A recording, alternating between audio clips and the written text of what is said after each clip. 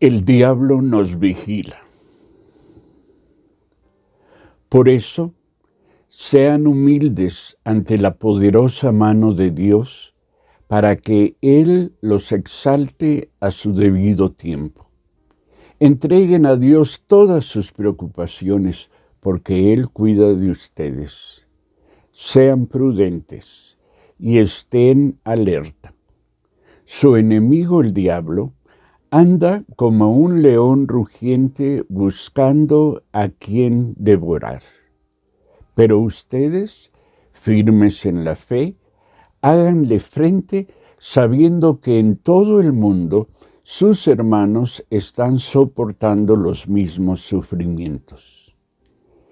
Y después de un breve tiempo de padecimiento, Dios los hará perfectos, firmes, fuertes y seguros, porque Él mismo los llamó por su gran amor para que ustedes compartan su gloria eterna en Cristo.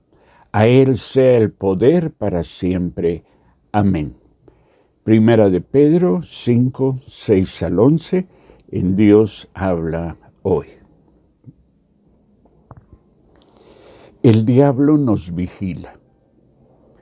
Este es un hecho que los cristianos no podemos darnos el lujo de ignorar.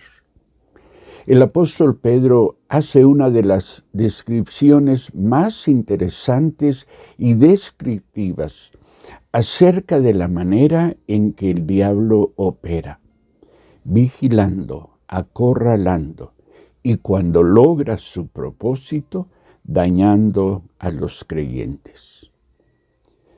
El apóstol les escribía a cristianos que se encontraban en crisis, una crisis provocada por su fidelidad a Cristo. El aceptar a Jesucristo como su Señor no solo había cambiado su religión, sino que su vida entera fue transformada y se encontraron con que su nueva forma de vida era una contracultura. O sea, no solo era diferente a los que no estaban en Cristo, a la de los que no estaban en Cristo, sino en contra de quienes no estaban en Cristo.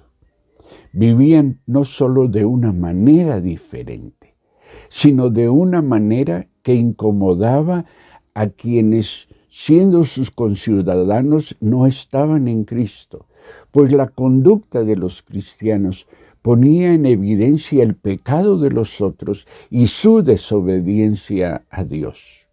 En consecuencia, los creyentes enfrentaron la enemistad de sus mismos familiares y vecinos, así como también la persecución de las autoridades. El apóstol Pedro ya les había explicado a los creyentes el porqué de la persecución y maltrato que sufrían. Capítulo 4, verso 4. Les dice que a quienes los conocieron antes de ser cristianos, les parecía extraño que, les dice, ustedes ya no corran con ellos en ese mismo desbordamiento de inmoralidad y por eso los insultan. Una vez más, nos encontramos que para quien sigue y sirve a Cristo, la vida se vuelve más y más complicada y difícil de lo que podría esperarse. Ante ello, complicado y difícil resulta también el comprender del todo la recomendación petrina en el sentido de que los creyentes que se encuentran viviendo tal crisis deben ser humildes y aceptar la autoridad de Dios en tales circunstancias.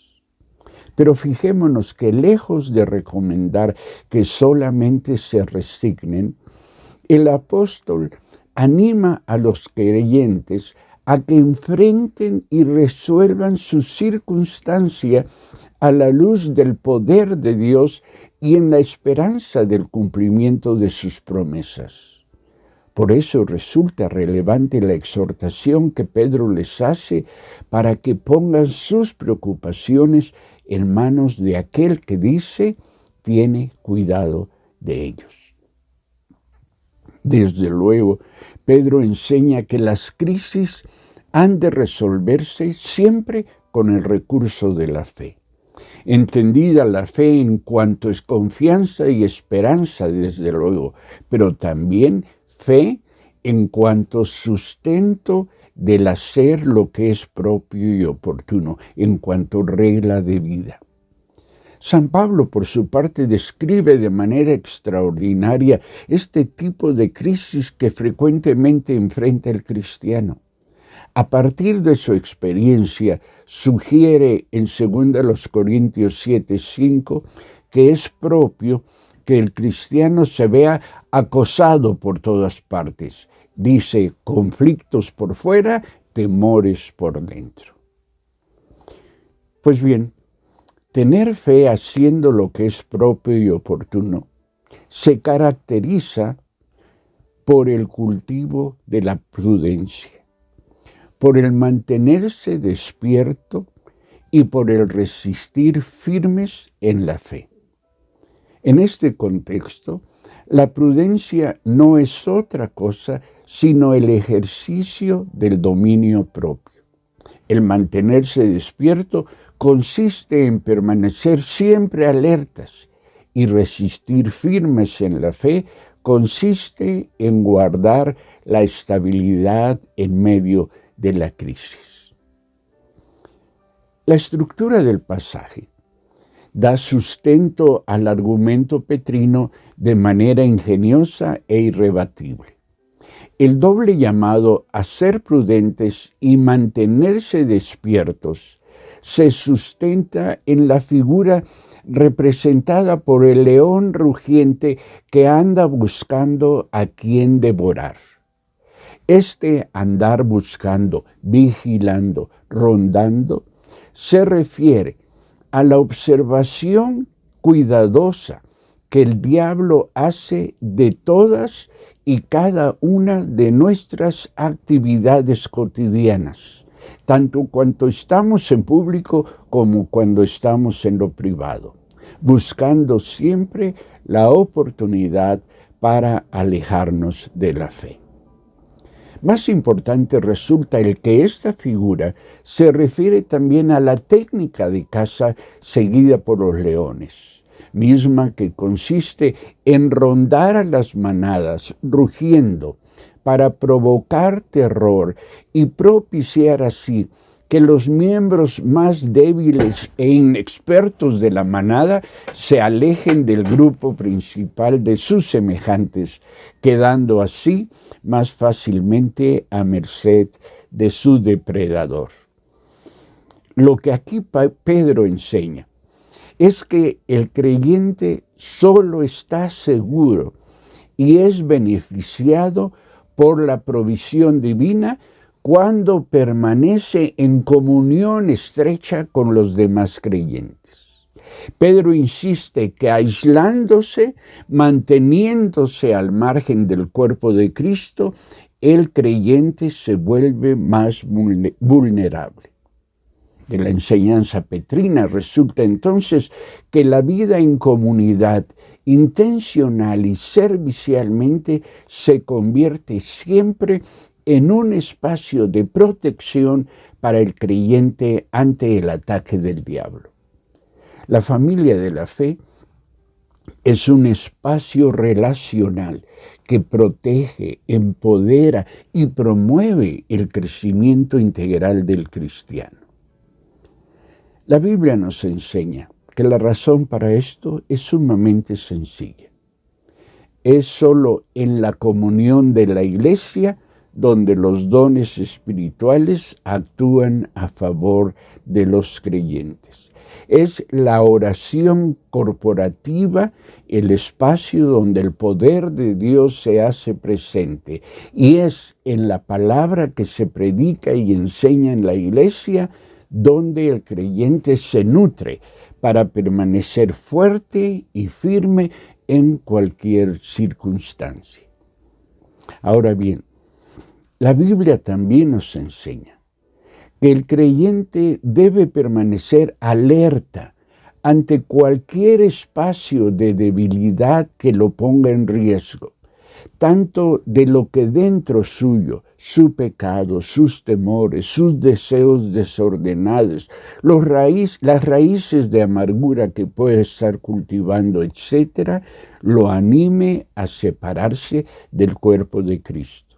Pero también nos enseña que debe permanecer alerta ante aquellos ataques desde fuera que resultan en su contra como resultado principalmente de las relaciones disfuncionales, de la animadversión de sus enemigos y aún de las circunstancias diversas de la vida misma. Ante todo ello, hay que permanecer prudentes y mantenerse alertas, invita Pedro. El llamado a permanecer firmes en la fe ante el rondar, el vigilarnos del diablo, aunado a la referencia de que en todas partes del mundo los hermanos nuestros sufren las mismas cosas, nos lleva, me parece, a la necesidad de considerar el tema de la autovictimización. Cuando ante las crisis de la vida pensamos que solo nosotros sufrimos, o que nuestro dolor es más grande que el dolor de los otros, o que los demás no nos comprenden, tendemos a aislarnos de los demás, quedando a expensas del ataque del diablo. El sufrimiento, hemos dicho en otras oportunidades, provoca y fortalece un espíritu egoísta en nosotros. Es decir, el sufrimiento nos anima a convertirnos, a considerarnos en el centro de nuestra existencia y por consecuencia en el centro, en el ombligo de la vida de los demás. El cultivo del egoísmo, consciente e inconsciente, termina siempre por aislarnos en menor o mayor grado de aquellos con quienes hacemos la vida. Debemos entender que el dolor aísla, sí, pero que no lo hace de manera natural. El aislamiento como fruto del dolor simplemente evidencia la fragilidad, la debilidad de los lazos de amor de quien sufre y los suyos. El dolor y el sufrimiento solo ponen en evidencia las tendencias relacionales ya existentes, acerca a los cercanos y aleja a los lejanos. En esto hay una corresponsabilidad de unos y otros. De ahí la necesidad de cotidiana e intencionalmente desarrollar relaciones sanas, complementarias y sustentadas en la fe común. De ahí la importancia de que construyamos comunidad como iglesia. Pedro asegura que a quienes se mantienen en comunión intencional, propositiva y sustentada en la fe con su Señor y su Iglesia, Dios los hará perfectos, firmes, fuertes y seguros. Versículo 10. Pero aclara que ello sucederá después de que hayan sufrido por un poco de tiempo.